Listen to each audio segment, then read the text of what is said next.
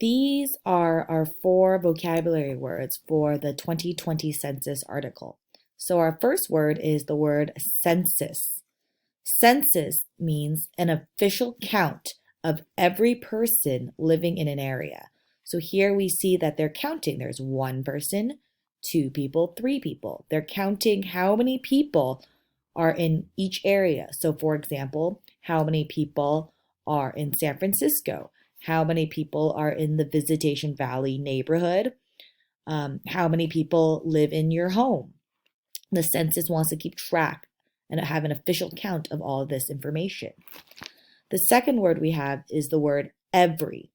Every's definition is referring to all the members of a group. So that means everyone, every picture that we see here, we're talking about all of them. The next word is count. Count means to determine the total number of something. So we know we're counting how many. We count 1, 2, 3, such as we count 7 students in Miss Chen's class.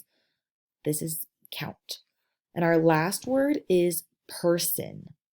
Person is an individual human being. So Miss Chen is a person, you are a person, your mom is a person. So the census counts all the people in the United States.